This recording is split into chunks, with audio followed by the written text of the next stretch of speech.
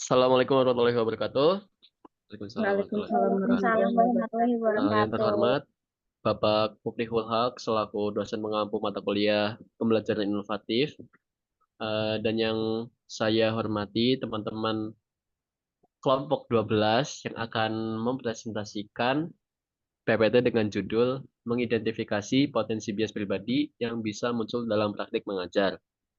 Baik, sebelumnya izinkan perkenalkan anggota kami terlebih dahulu. Yang pertama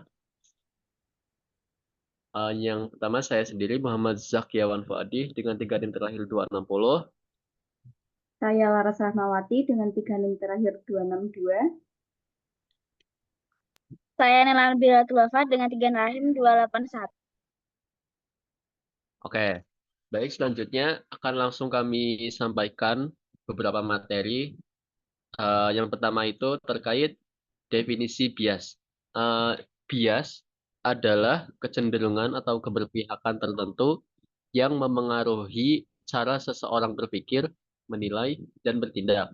Bias bisa terjadi terhadap individu maupun kelompok lain. Bias dapat muncul secara sadar yang kita sebut sebagai bias eksplisit atau terjadi secara tidak sadar yang disebut bias implisit. Artinya, kita bisa saja memperlakukan seseorang berbeda tanpa kita sadari, hanya karena kita memiliki prasangka tertentu. Dalam kehidupan sehari-hari, bias dapat muncul dalam berbagai bentuk, seperti prasangka, stereotip, atau preferensi tertentu. Di dunia pendidikan, bias juga dapat terjadi, misalnya dalam memilih metode mengajar, bahasa yang kita gunakan, hingga cara kita menilai siswa. Karena itu, penting bagi pendidik untuk menyadari bahwa bias bisa memengaruhi keputusan dan perilaku kita tanpa kita sadari. Next. Nah, selanjutnya jenis-jenis bias. Bias terbagi menjadi dua jenis, yaitu bias implisit dan bias eksplisit. Pertama, bias implisit. Bias implisit ini adalah sikap atau stereotip yang terbentuk dalam diri kita secara tidak sadar. Bias ini memengaruhi cara kita memahami sesuatu, membuat keputusan, atau bertindak. Bahkan tanpa kita sadari, contohnya, kita mungkin menganggap seorang siswa kurang mampu hanya karena latar belakang tertentu. Padahal kita tidak secara sengaja berpikir demikian. Bias ini sangat halus dan sering muncul otomatis. Lalu yang kedua, bias eksplisit. Nah, bias eksplisit ini adalah sikap atau preferensi yang kita sadari sepenuhnya. Bias ini merupakan hasil pemikiran yang disengaja sehingga kita bisa mengenalinya dan bahkan mengungkapkannya kepada orang lain. Contohnya, seseorang yang secara terbuka menyukai atau tidak menyukai kelompok tertentu.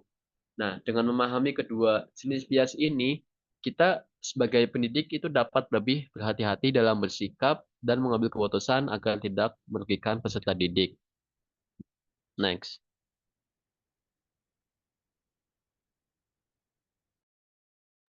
Selanjutnya itu dampak bias dalam pengajaran. Yang pertama, menimbulkan ketidakadilan dalam penilaian dan perlakuan terhadap siswa.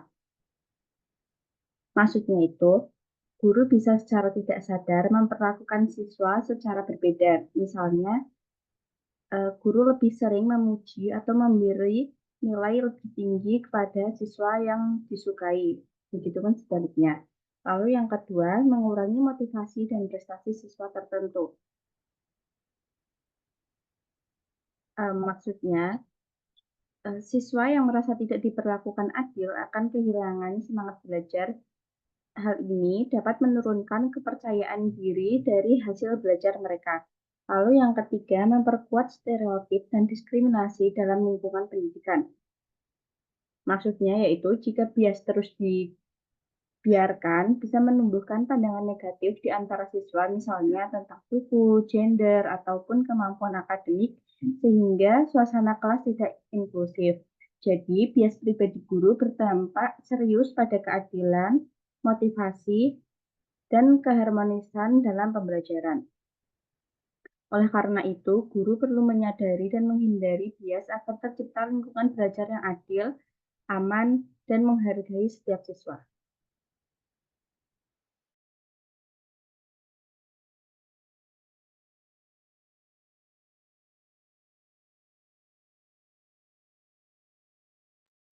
Selanjutnya, cara mengidentifikasi bias pribadi.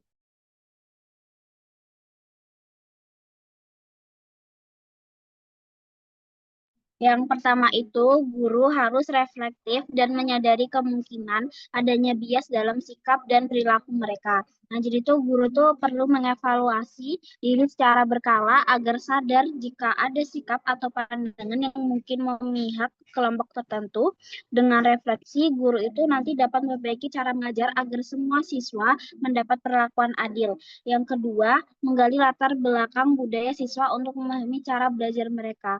Nah, setiap siswa itu kan membawa kebiasaan yang berbeda. Nah, guru itu harus memahami hal ini supaya lebih mudah menyesuaikan metode dan contoh pembelajaran agar relevan dengan kehidupan siswa. Yang ketiga, menerapkan strategi pengajaran yang responsif dan inklusif. Nah, jadi itu guru itu menggunakan berbagai pendekatan yang menyesuaikan kebutuhan siswa seperti diskusi kelompok, proyek kolaboratif, atau menggunakan media pembelajaran yang mudah dipahami oleh semua siswa, termasuk mereka yang punya latar belakang yang berbeda. Lalu yang keempat, menciptakan hubungan yang saling menghormati dengan semua siswa tanpa memandang latar belakang mereka. Jadi, guru menunjukkan sikap empati, mendengarkan pendapat siswa, dan tidak membuat perbedaan dalam memberikan perhatian atau kesempatan belajar. Yang kelima, menyusun materi ajar yang inklusif dan mempresentasikan berbagai budaya. Jadi materi pembelajaran itu sebaiknya menampilkan berbagai budaya agar semua siswa itu merasa diakui dan dihargai identitasnya. Dan yang terakhir itu membiasakan diskusi terbuka dan menghargai perbedaan pendapat. Nah, jadi itu guru itu memberi ruang bagi siswa untuk mengungkapkan pendapat dengan bebas, serta mengajarkan cara menghargai pendapat teman meskipun berbeda sehingga bisa tercipta lingkungan belajar yang demokratis.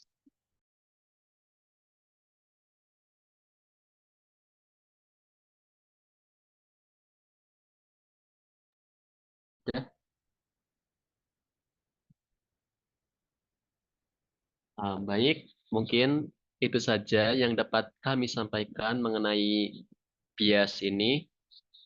Selebihnya kurang kurang lebihnya mohon maaf bila ada salah kata maupun penyampaian mohon dimaafkan. Sekian dari kami. Wallahu muwaffiq ila aqwamit thoriq. Wassalamualaikum warahmatullahi wabarakatuh. Waalaikumsalam warahmatullahi Waalaikumsalam wabarakatuh. warahmatullahi wabarakatuh.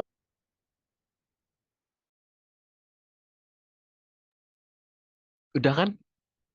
Sudah. Zak, iki pencet di berhenti rekam. Iya, berhenti rekam.